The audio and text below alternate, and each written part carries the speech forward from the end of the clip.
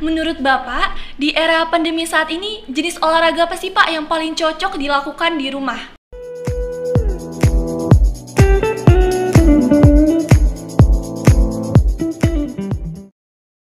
Assalamualaikum warahmatullahi wabarakatuh. Halo semuanya, kembali lagi nih di channel YouTube kita Creativity of Oasis.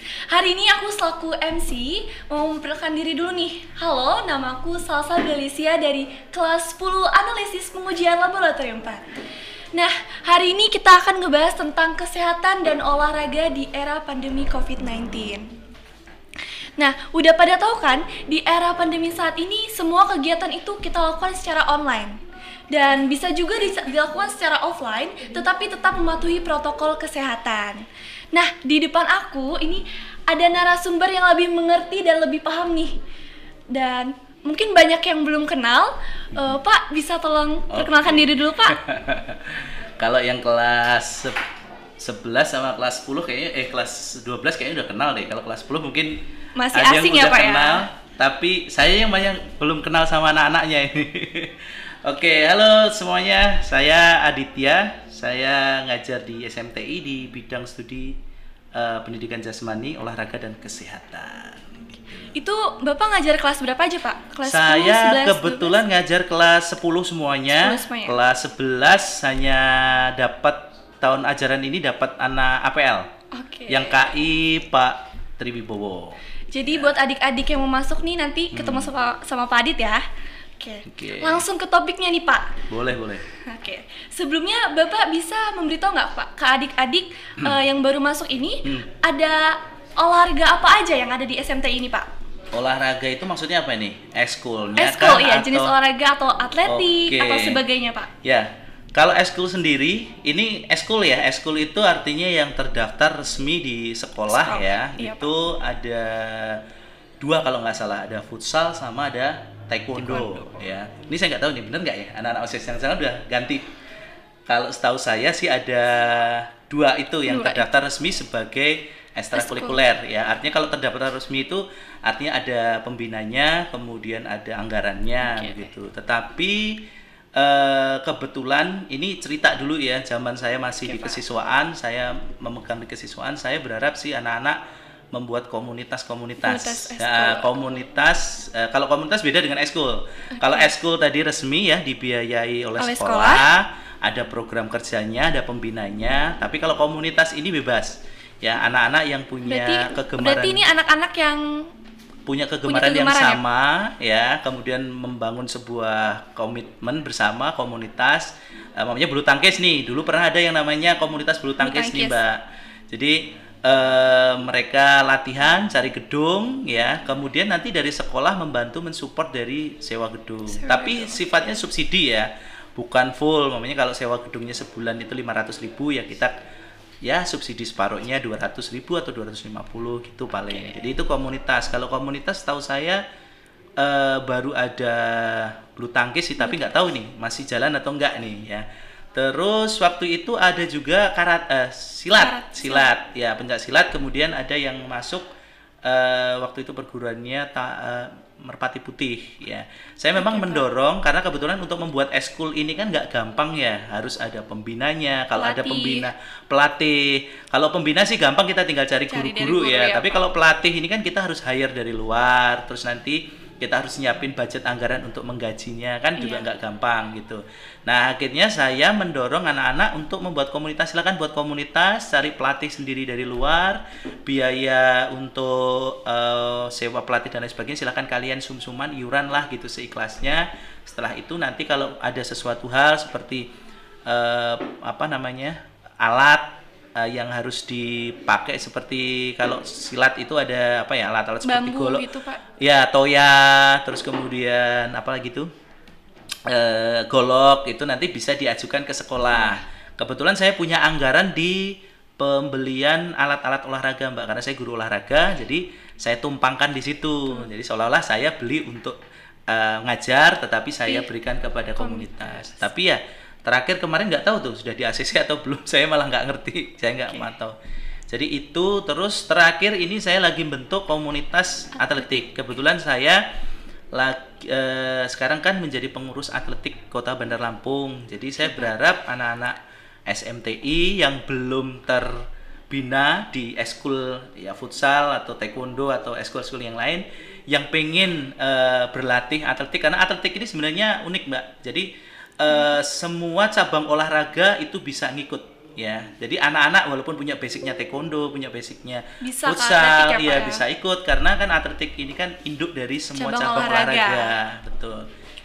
Itu ceritanya lagi saya rintis ya, udah jalan sih latihan 2 kali sih kemarin, cuma yang ikut baru sebentar 4 kayaknya, 4 anak. Kelas Dan 10. untuk latihannya sendiri tuh di mana Pak? Di sekolah atau Nah, di mana, Pak? kebetulan karena kita ini sarananya terbatas ya di SMTI, jadi sementara waktu latihan kita pusatkan di Stadion Stadion. Pahuman ya. Jadi kalau Stadion Pahuman itu kan sebenarnya dekat sih Mbak dari Iya. sini ya, paling 500 meter lah ya, 400 meter jalan kaki juga nyampe lah gitu. Di sana fasilitasnya sudah ada lintasan atletiknya, jadi lebih aman, lebih nyaman lah gitu. Oke. Gitu. Nah, ke pertanyaan selanjutnya nih. Fasilitas olahraga atletik di SMT ini ada apa aja, Pak? Waduh, kalau bicara fasilitas ini agak miris saya kalau jelasinnya nih. Jadi gini Mbak, kan ada sarana, ada prasarana ya. Kita dari prasarana dulu. Kalau prasarana seperti yang sudah Mbak siapa mohon maaf? Salsa. Mbak Salsa lihat ya, karena Mbak Salsa kan kelas 1 di sini kan kelas 10 yang sudah Anda lihat. Mungkin kalau sarana atletik kan kita lihat lapangan aja kita sangat minim ya, terbatas ya. Kita kalau KBM itu kalau mungkin ada kakak-kakak yang kelas 11 sudah sering ya.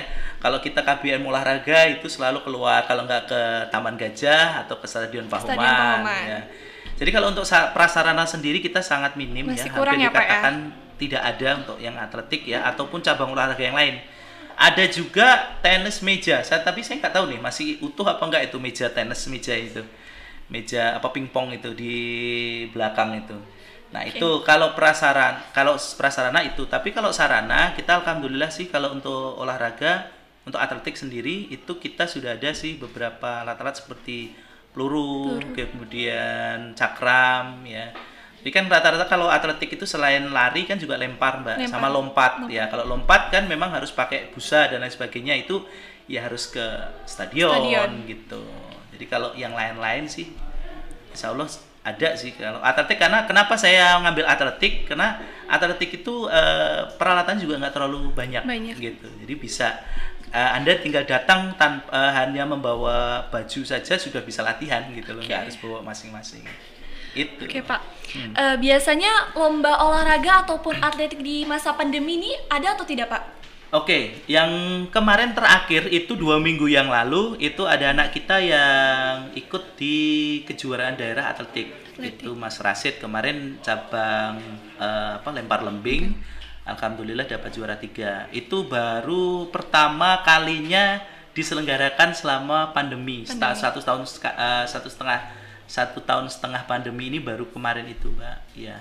Tapi kalau kejuaraan-kejuaraan lain sih sepertinya ada, cuma kadang saya juga masih khawatir ya kalau mau mengikutkan anak-anak kita, takut ya protokol kesehatannya kurang terjaga dengan baik gitu ya. Kita lebih mengutamakan keselamatan dahulu. Iya, betul. Nah, Pak, misalkan ada lomba atletik nih, Pak. Kriteria siswa yang bakal Bapak turunin buat lomba itu seperti apa, Pak, kriterianya? Jadi gini, atletik ini kan unik ya Mbak ya, olahraganya jelas terukur.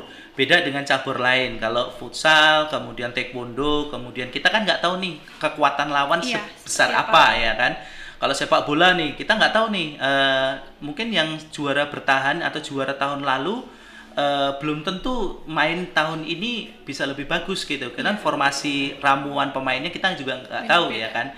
Tapi kalau atletik ini jelas terukur ya kan, terukur. Namanya kayak kemarin nih Mas Rasid, kenapa saya kirimkan ke Jogja? Itu saya melihat dulu peluang. Kejuaraan tahun lalu juara satunya itu lemparannya berapa sih gitu. Karena lempar lembing berapa namanya 25 meter namanya, 25 meter. Terus selama latihan Rasid ini atau atlet ini bisa ngelempar sampai sejauh berapa gitu. Kalau dia bisa ngelempar 24 atau 24, tinggi atau 24, berapa begitu, oh berarti dia sudah layak untuk kita ikutkan. Minimal bisa bersaing lah gitu. Tapi kalau ngelemparnya 20 aja nggak sampai, 15 nggak sampai, mau kita ikutkan lomba juga kalau bahasa Jawanya itu apa sih ya? Kayak menggarami lautan lah gitu. Percuma juga Percuma mau mau diikutkan dikirim, gitu loh. iya. Cuma nyampe-nyampein. Itu kalau ini ya Mbak ya, dengan catatan kalau lombanya itu ada kuota. Ada batasan kuota berapa atlet yang mau kita kirim. Tapi kalau nggak Kalau ada, ada batasan, kalau nggak ada semuanya dikirim, Pak. batasan, Apa itu siapapun yang mau ikut kayak Boleh ya Pak? siapa? Si Mas siapa sih? Lupa saya. Mas Indra? Mas Indra Boleh mau ya, ikut Pak, ya? juga boleh. Boleh. Mbak Salsa mau ikut juga boleh. Ini adik-adiknya yang kelas 10 mau ikut juga boleh Boleh. gitu loh. Jadi kalau ada batasan, yang saya lihat yang itu. Tapi kalau nggak ada batasan silahkan sebanyak mungkin gitu. Oke Pak. Iya. Oke. Nah tadi kan udah dijelasin nih adik-adik sama Pak Adit. Jadi buat adik-adik yang punya passion di bidang atletik bisa banget nih bisa tanya-tanya ke Pak Adit supaya bisa nyalurin bakatnya nih, ya kan Pak? Bisa, nanti silahkan juga ada, saya sudah buat grup ya, grup Bisa atletik. Temanya ini Yang bisa 503. Apa itu Pak artinya Pak? Atletik 503 server apa namanya? Server not found. Itu kan kemarin kita ada kendala ujian ya, ujiannya servernya penuh. Saya agak buat ini biar anak-anak biar gak jenuh. Saya Oke. buat atletik 503 gitu namanya. Nah Pak, untuk atletik sendiri itu latihannya setiap hari apa Pak? Dan Kalau jam kita berapa? rencananya kita alokasikan waktu seminggu hanya 2 kali Dua dulu kali. Mbak. Ya karena ini kan untuk persiapan umum aja sih, nggak terlalu biar pemulihannya juga ada jeda waktunya. Jadi hari kita kemarin rencanakan hari Selasa sama hari Jumat gitu. Jumat, Jadi oke. selangnya ada 3 hari, ada yang 2 hari gitu. Oke, Ya, Pak. kalau mau ikut silahkan, tapi gabung aja di grup grup Atletik atletik dulu ya, ya, nanti Pak. di situ kan saya kasih informasi ya, kita latihan jam sekian tanggal sekian biasanya begitu, nggak nentu Oke. sih Mbak gitu. Oke Pak. Ya. Nah Pak, saya mau nanya lagi nih Pak. Menurut Bapak, di era pandemi saat ini, jenis olahraga apa sih Pak yang paling cocok dilakukan di rumah? Oke. Dan mengingatkan karena kita nggak boleh nih keluar rumah ke tempat gym atau ke tempat olahraga semacamnya. Jadi menurut Iya. Bapak apa Pak? Oke, sebenarnya gini, kalau olahraga sih semua olahraga bagus ya untuk masa pandemi ini, tapi kan kita juga harus melihat protokol kesehatan ya. Saya sih lebih menekankan pada olahraga yang minim body contact. Ringan ya Pak? Ya, Olahraga bukan ringan. yang sendirian sih, tapi yang minim body contact ya. Oke. Walaupun sendirian juga nggak apa-apa gitu. Kalau kan ada, kalau yang sendirian kan kayak senam, terus Yoga, ya atletik iya. ini, terus yoga, itu kan pasti sendirian Iya. tuh.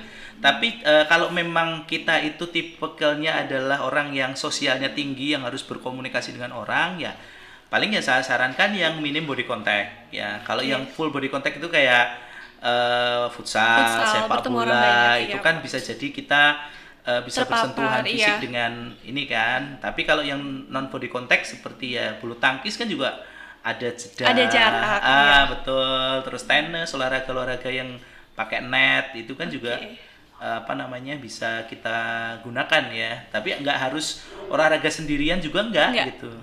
Tapi kalau Tapi mau mungkin futsal, lebih ke jaga jarak ya Pak? ya betul gitu. Terus kalau memang mau pakai bola kaki pemainnya ya, yang nggak harus yang futsal, yang harus paling ya latihan tendang-tendangan atau apa, itu monggo aja sih. Boleh, Pak. Yang sebenarnya kita khawatirkan itu bukan masalah kita akan terjangkit virusnya, tidak sih, karena mungkin kita badan kita sehat ya, Imunnya Mbak Salsa kuat ya, Pak. imunnya kuat. Tapi yang jadi masalah itu apakah kita karier atau tidak, membawa virus, Membawa virus atau tidak. Ya. Ketika kita sehat, badan kita sehat, kita imunitas kuat, mungkin saja virus itu ada di dalam tubuh kita.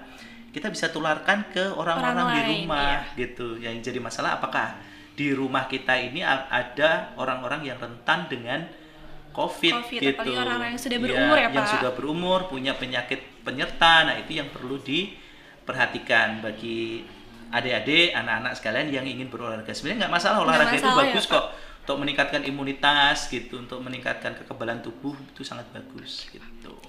Nah Pak, untuk menjaga imun, makanan apa aja Pak yang harus dikonsumsi dan apa aja harus kita lakukan selain olahraga? Oke. Kalau Jenis makanannya, Pak? makanan itu sebenarnya semuanya yang sehat itu boleh ya dimakan ya, nggak harus pantangan, yang penting tidak mengandung apa ya, bahan-bahan pengawet, Yang berbahaya, kemudian iya. yang berbahaya, alkohol, kemudian gaya hidup tidak merokok. Kalau makanan ya sesuaikan aja gitu, kebutuhan kalori kita berapa umpamanya. Kita kan bisa ngitung tuh kalau anak muda usia seperti Mbak Salsa usia berapa 17, 18 itu kalori yang dibutuhkan sehari itu berapa sih kita dapatkan dari apa gitu. Jadi cukup karbohidrat untuk penyuplai energi. Terus gini Mbak, kalau olahraga itu kan harus apa ya? Otot fisik kita itu kan banyak yang rusak ya sel-selnya ya. Itu dibentuk dibangun dengan makanan-makanan yang mengandung protein seperti daging ya Pak. Daging, terus kemudian tempe, tahu gitu. Itu aja nggak harus mahal sih. Kalau nanti Mbak Salsa bilang daging, waduh nanti beli daging lagi, daging mahal lagi ya. Bisa juga dari susu dari kalsium betul, dari tempe, tahu yang mengandung protein gitu.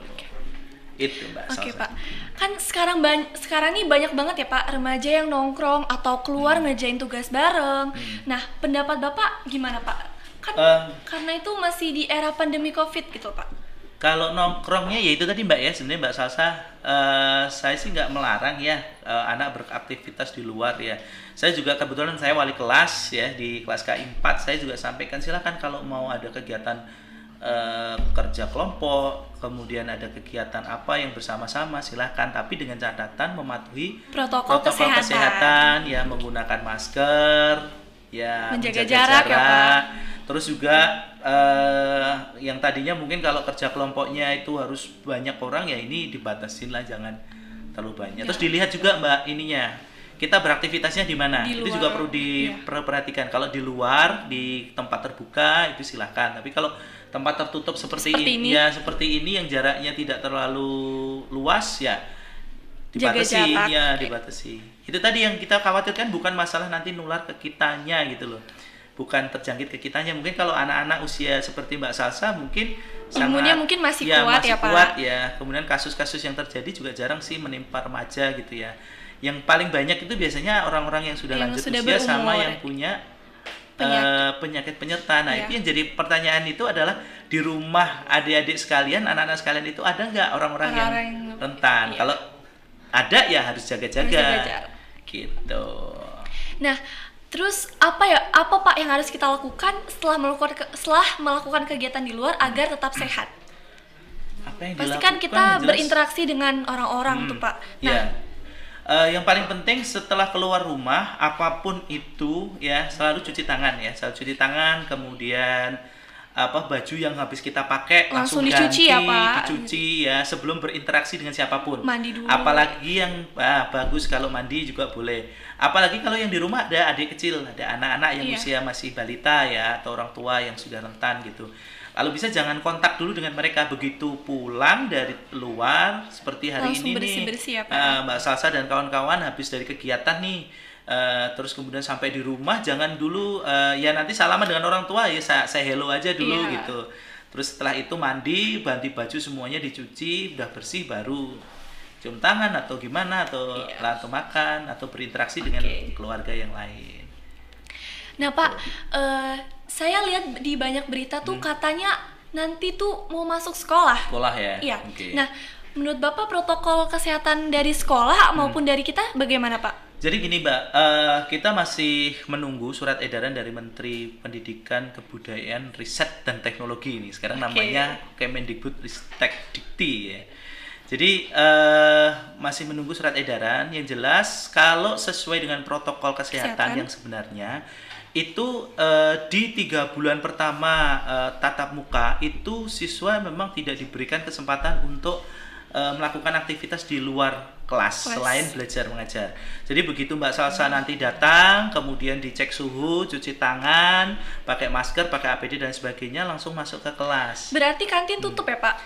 Kemungkinan itu ya, kemungkinan itu. Kalau saya lihat dari edaran informasi yang dikeluarkan oleh Kemendikbud seperti itu. Jadi makan di rumah, kemudian kalau istirahat diberi waktu istirahat, tetapi bukan diberi waktu keluar main. Tetap di dalam kelas gitu, sambil menunggu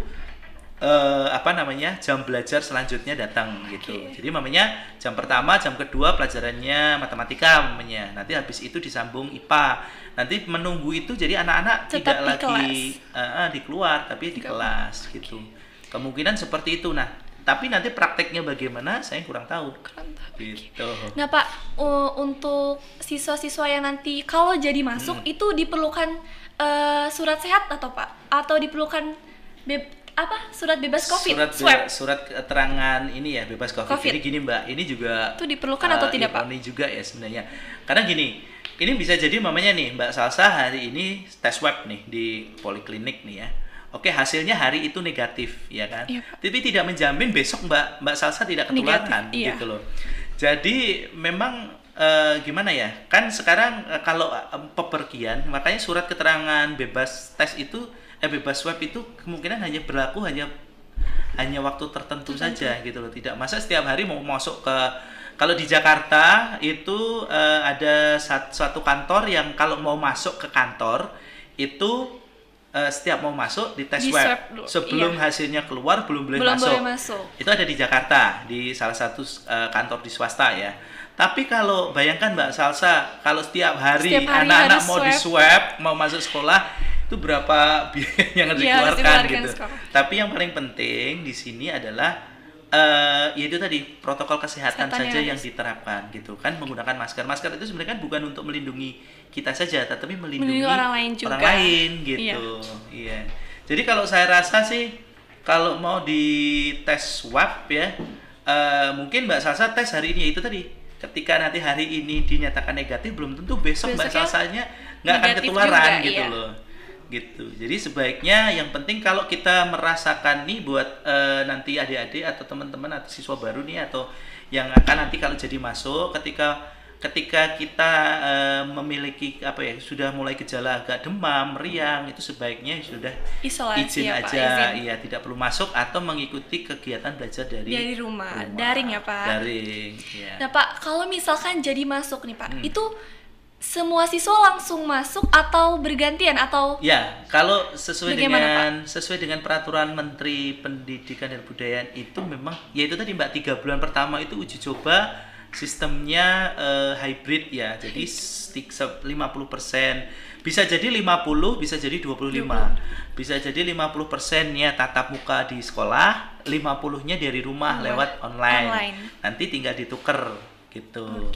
Bisa jadi seperti itu, karena kalau masuk semua nggak mungkin karena kondisinya memang benar-benar namanya new normal ya, kenormalan baru gitu ya. Jadi harus beradaptasi dengan situasi yang baru, kita harus belajar satu di sekolah, satu di rumah. Namanya minggu ini Mbak Salsa belajarnya datang ke sekolah nih, minggu depan Mbak Salsa lewat Zoom atau lewat online gitu. Terakhir nih Pak, menurut Bapak hal positif apa yang bisa diambil dengan adanya COVID-19? Waduh, kayak ini nih, agak klise nih. Jadi gini Mbak, ternyata dengan COVID-19 ini itu teknologi itu kan semakin berkembang. Satu berkembang, yang dua adalah semakin dirasakan manfaatnya bagi masyarakat. Iya. Tadinya yang namanya pembelajaran online itu kalau mungkin kakak-kakak yang kelas 11 sering ya, saya menggunakan Google Classroom itu bukan hanya saat COVID ya kan. Tapi sebelum COVID itu saya sudah pernah menggunakan Google Classroom. Bayangkan Mbak Salsa, waktu itu saya mengajak teman-teman saya yang guru untuk menggunakan Google Classroom itu hanya 1-2 saja yang respon gitu. Iya. Tapi begitu COVID ya kan, karena kita dipaksa dengan kebutuhan harus pakai itu, semuanya mau belajar ya kan. Jadi artinya ya di sisi lain ada negatifnya ya, karena ini adalah bencana ya kan. Tapi positifnya kita bisa ambil teknologi sekarang semakin semakin digunakan lah ya, banyak digunakan gitu oleh masyarakat, termasuk di dunia pendidikan gitu. Itu Mbak Salsa yang hal positif yang bisa kita ambil. Semua jadi tadi kita udah ngebahas banyak nih tentang olahraga dan kesehatan di masa pandemi COVID-19. Nah, saya berharap semuanya bisa ngambil sisi positifnya ya. Dan terima kasih juga buat Pak Adit udah ngasih manfaat dan ilmunya. Terima kasih anak-anak OSIS juga ya, kreatif, sukses selalu. See you next time. Bye. Wassalamualaikum warahmatullahi wabarakatuh.